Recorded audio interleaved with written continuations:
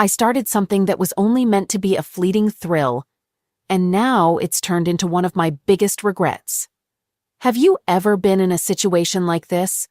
How did you handle the aftermath?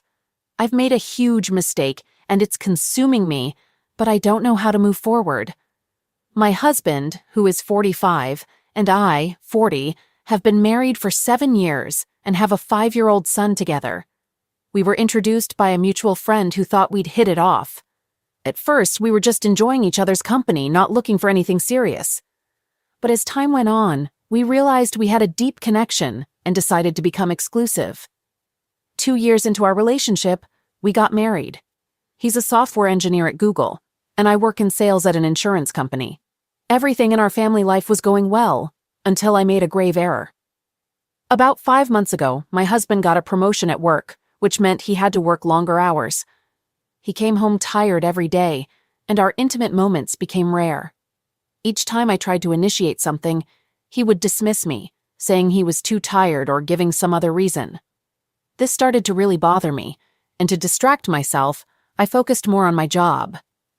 One of my clients, Jay, a 48-year-old owner of a small fintech company, became a key part of my work.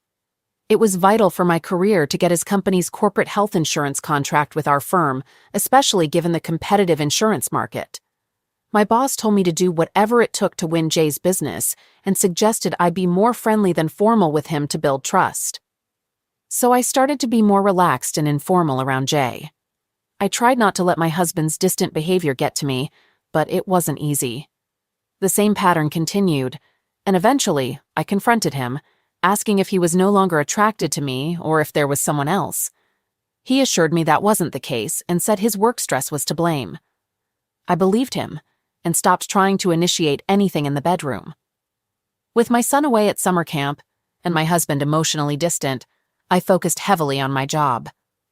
The house felt lonely when I got back from work, a sharp contrast to earlier times of passion and closeness. Our communication had dwindled and we rarely shared intimate moments. Meanwhile, my interactions with Jay were progressing well. He was engaging and good-looking. My job in corporate health insurance involved numerous discussions about procedures and formalities, often over meals with clients like Jay. I tried to strike the right balance between being professional and friendly, but it was challenging. Jay's comments during our meetings sometimes bordered on flirtatious, though he was subtle. I typically brushed these off, assuming he was just being friendly since he was single. During one lunch, I accidentally spilled water on myself and noticed Jay's gaze lingering where it shouldn't. I quickly redirected our talk back to work matters. I knew it wasn't appropriate, but a part of me relished the attention he paid me, a contrast to the neglect I felt at home. My husband's continuous disinterest had left me feeling unwanted and had eroded my self-confidence. Despite my awareness that it was wrong, I found myself appreciating the attention from another man, something I had been missing in my marriage. Through our work, Jay and I developed a friendly rapport. He started asking me out for meals that weren't related to work, and I enjoyed these breaks from the tension at home. I was drawn to Jay, but I hadn't intended for anything more to happen. At home, my husband was mostly secluded in his office, and by the time he got home, I would have finished dinner alone. Our home felt more like a temporary stay for him than a family space. Since I had stopped trying to initiate romance, he didn't either, and it was apparent he wasn't going to make the first move. Looking back, I recognized that I shouldn't have allowed things to escalate with Jay. During one of our lunches, I found myself flirting with him, craving the attention and affection I wasn't getting from my husband.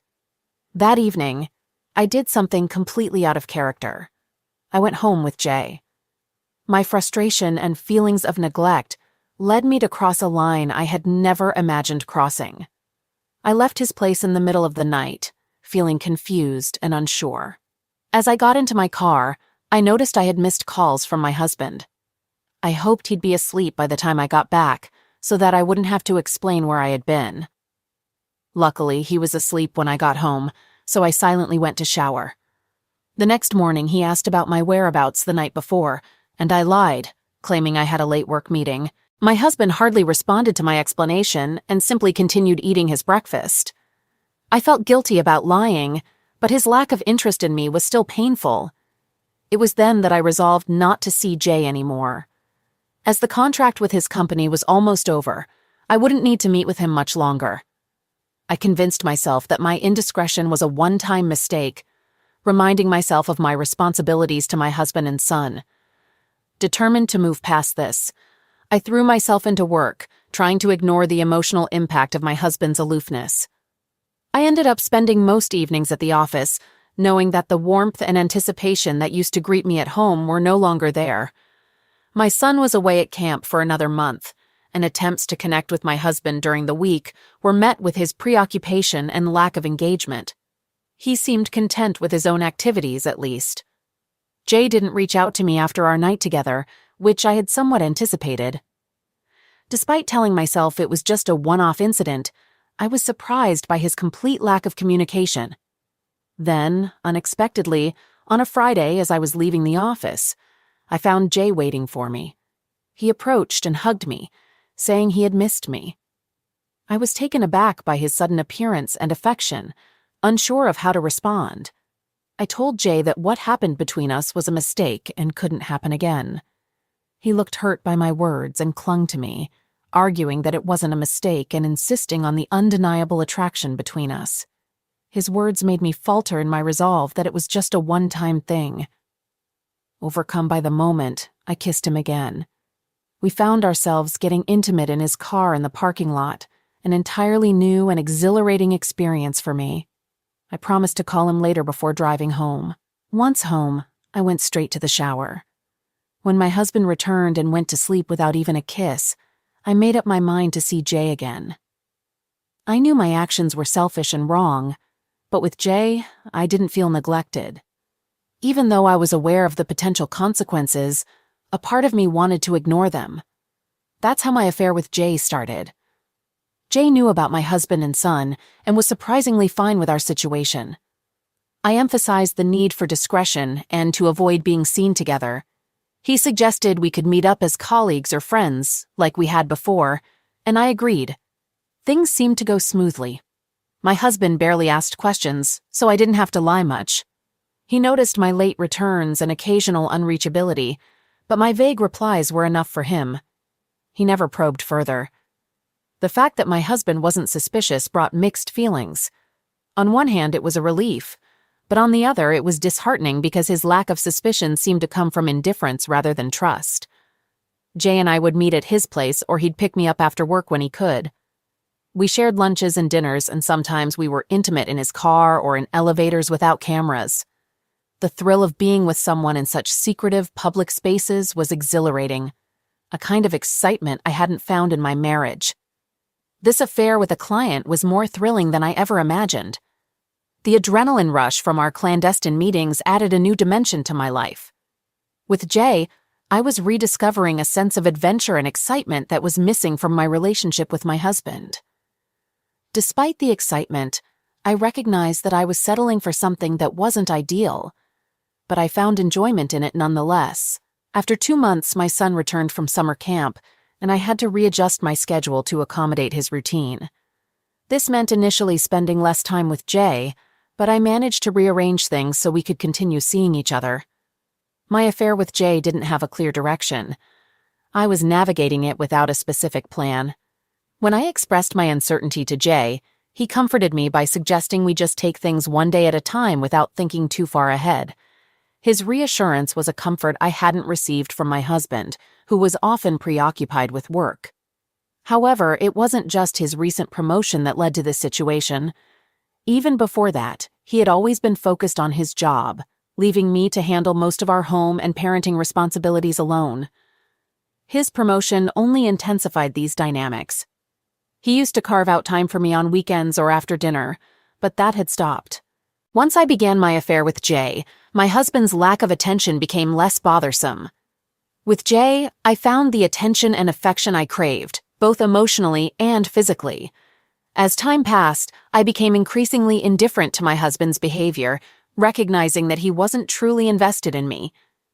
I had been in denial earlier, but now it was glaringly obvious. He never tried to be intimate with me, which, although I no longer wanted it from him, highlighted his lack of interest. The thought of ending our marriage crossed my mind, but I pushed it aside for our son's sake. Despite his failings as a partner, my husband was an attentive father. He made sure our son had everything, including quality time with him. His rare breaks from work were always dedicated to our son, complicating the idea of separating our child from his dad. I couldn't imagine being apart from my son either, so the idea of joint custody was unbearable, with the thought of him shuttling between two homes. I decided to stay in the marriage primarily for our son. My feelings for my husband were fading fast, but my love for my child was what kept me there. For the first time in a long time, I felt genuinely happy. My career was on the rise, my affair with Jay was fulfilling, and home life was stable, considering the situation. My husband remained deeply engrossed in his work, seemingly oblivious to my presence. I doubt he would have noticed if I had disappeared from his life altogether. To balance my time, I started having lunch with Jay, allowing me to go straight home after work to be with my son. Jay was very understanding of my circumstances, accommodating our meetings to suit my schedule. His empathy and flexibility were remarkable. I thought everything was under control and going as planned, but I couldn't have been more mistaken. Soon, things took a sudden and dramatic turn, changing everything unexpectedly. On the day everything changed, I was on my way to meet Jay for lunch when my phone fell down the stairs. I decided to get it fixed later as I didn't want to delay seeing Jay. He suggested we go to his place, and since it was Friday, I thought it would be fine to leave work early. So, I went with him. I got home around my usual time, 6 in the evening, but to my shock, my son wasn't there. Instead, I found Beth, our nanny, who we hired to look after him after school until my husband or I got home. Beth told me that my son had a high fever at school and had been taken to the hospital. His teacher had tried to call me several times but couldn't get through. Eventually, my husband got the call and went to the hospital. I was in a panic and immediately headed there. My broken phone was the reason I missed the calls. When I got to the hospital, I saw my husband comforting our son, who was now feeling better and telling stories about school. I joined them, but my husband didn't ask any questions about where I had been. The doctor came to see us and let us know that our son had caught the flu but was now well enough to be discharged. I drove our son home, while my husband said he had to return to his office, having left abruptly to be with our son at the hospital. Once home, I fed our son and tucked him into bed, making a mental note to get my phone fixed the next day. That night, I decided to sleep in my son's room. Around 2 a.m., I woke up to find my husband standing at the doorway, looking at me. I was startled at first, but then I recognized him and felt relieved. I noticed he was still in his work clothes and asked him when he had gotten back. He said he had just arrived and wanted to check on our son before heading to bed. I simply nodded in response. When my husband asked about where I was during the teacher's call, I told him about my broken phone and how that prevented them from reaching me. He seemed doubtful and pointed to my damaged phone on the shelf, indicating he knew I hadn't been at work. He said he had called my office, where they informed him I had left for lunch and never came back. His call to my office wasn't unexpected, but with my focus on my son, I hadn't thought about how to explain my absence. I quickly said I had been in a late meeting, but his face didn't give away whether he believed me or not. I just hoped he did, and continued caring for our son.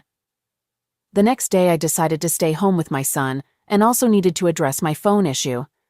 While Beth cared for my son, I went out to buy a new phone as fixing the old one would take too long. My first call on the new phone was to Jay, where I explained everything. He was as supportive and understanding as always. After his initial questioning, my husband didn't bring up the topic of my whereabouts again. The following days passed without major incidents.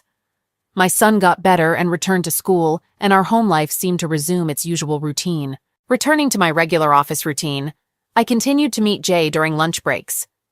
But one Friday, to my surprise, I found my husband at home before me, something that hadn't happened in a long time. I greeted him cheerfully and was about to take a shower when he stopped me to ask about my lunch break activities. I was puzzled about how he knew I had been out. He told me he had been to my office to get my signature for some bank documents. I repeated the same excuse I had given him previously, and he seemed to accept it. However, before letting me go, he softly mentioned that he trusted me.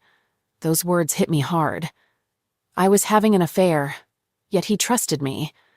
The guilt was overwhelming, and I couldn't help crying in the shower. Reflecting on it, I realized that while he may not have been the perfect husband, I hadn't been a faithful wife either. His trust in me felt so wrong. Knowing that I was betraying him, I knew I couldn't continue living a lie. I had two choices: confess everything to my husband and end things with Jay, or break off my affair with Jay without telling my husband. The decision was incredibly hard, and just thinking about losing either of them brought me to tears. Jay was a genuinely kind person who had been good to me, but I knew we had no future together.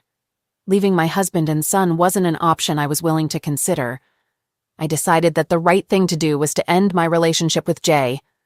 I planned to see him one more time after the weekend to break it off, unaware that time was not on my side.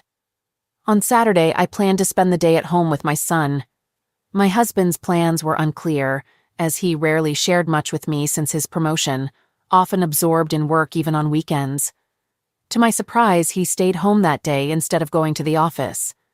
His presence was unexpected, especially since he had come home early the day before. This change in his routine raised a suspicion in me, but I tried to brush it off, thinking it was just my guilt and fear of being caught. When our son left for the park with Beth, my husband and I were left alone in the living room. In a calm manner, he told me we needed to have a conversation.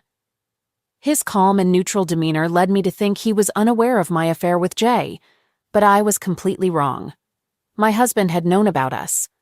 He described his growing suspicions as I began coming home late and how they were confirmed after our son's hospitalization. He recounted how he had seen me with Jay during his visits to my office at lunchtime, even showing me pictures he had taken of Jay and me together, including ones of us kissing passionately. With such undeniable evidence in front of me, I had no choice but to confess. He listened as I explained everything from the start, how the affair began after he got his promotion and started neglecting our relationship.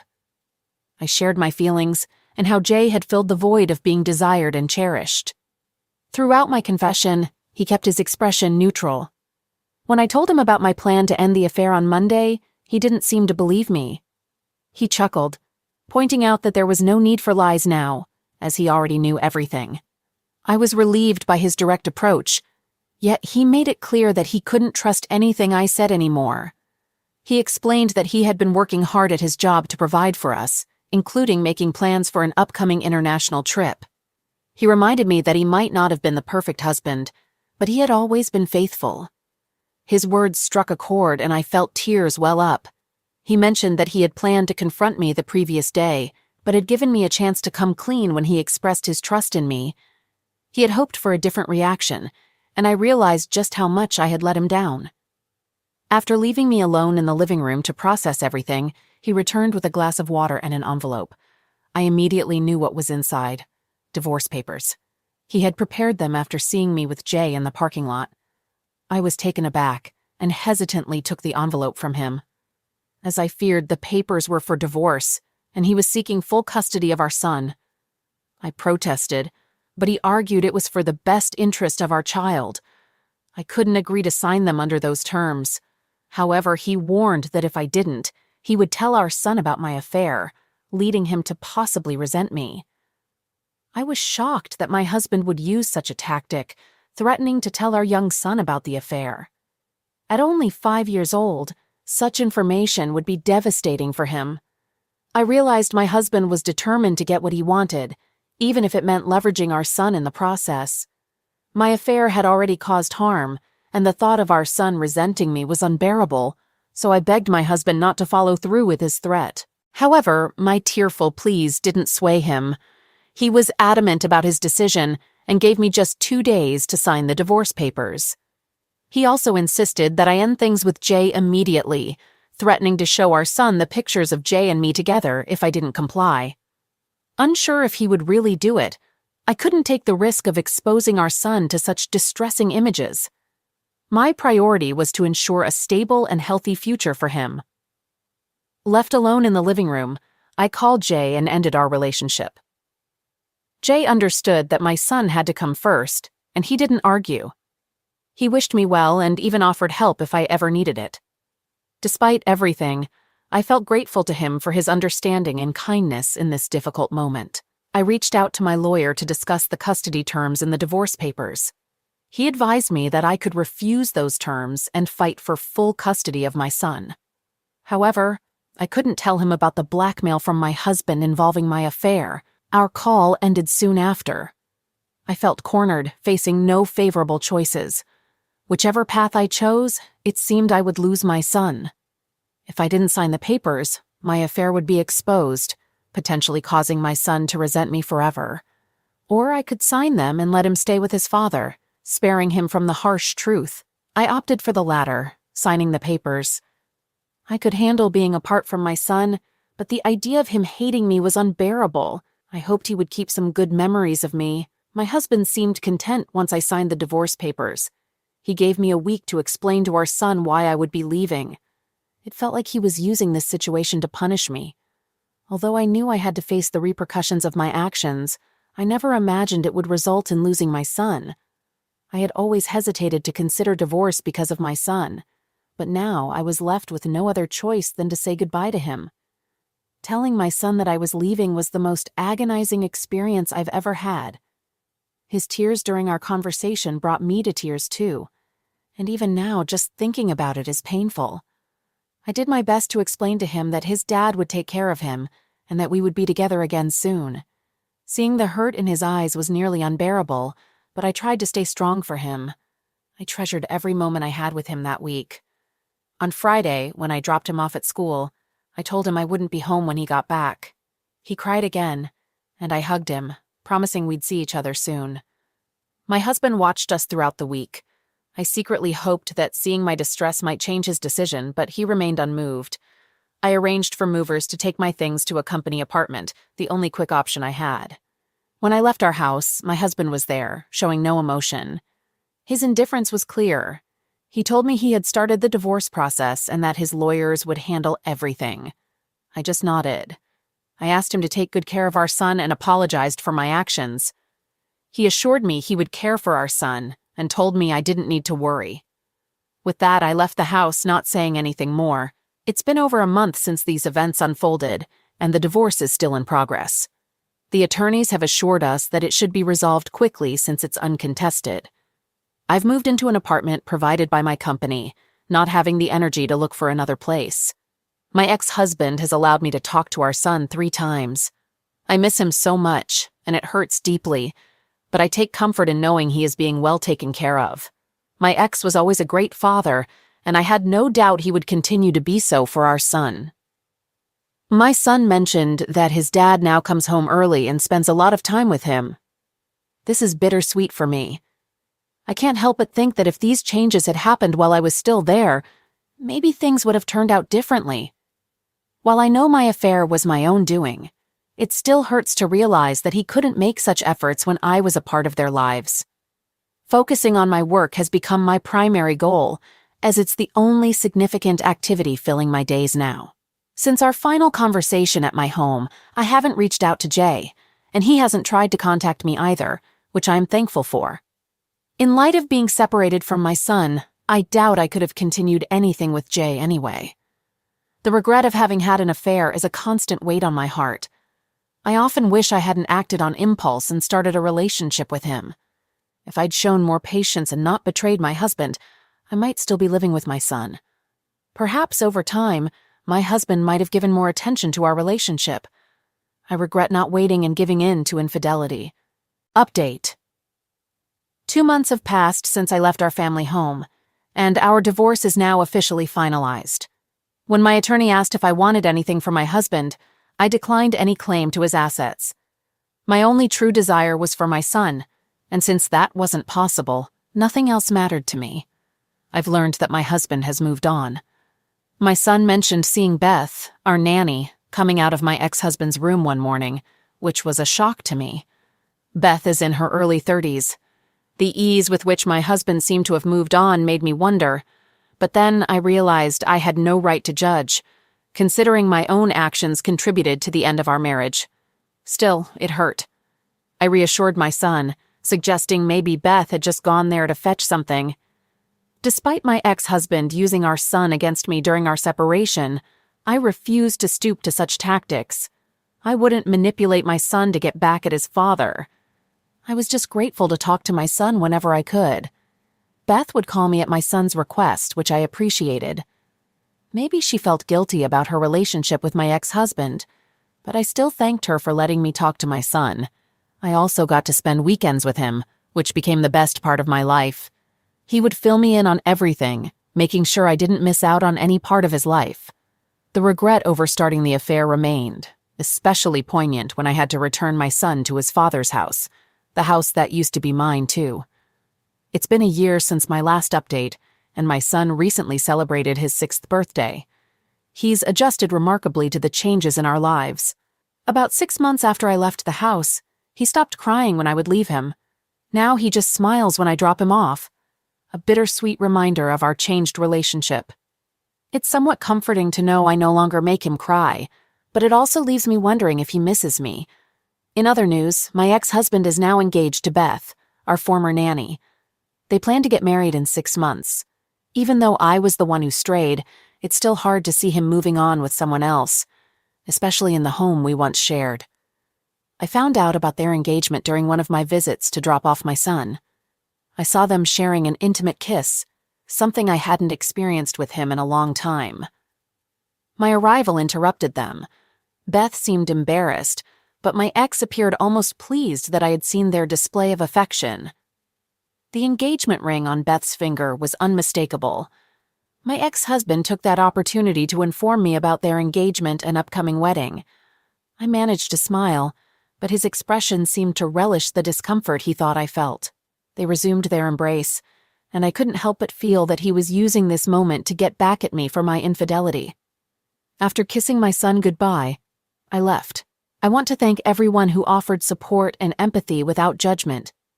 While I may not know you personally, your kindness has been a significant source of comfort during this challenging time.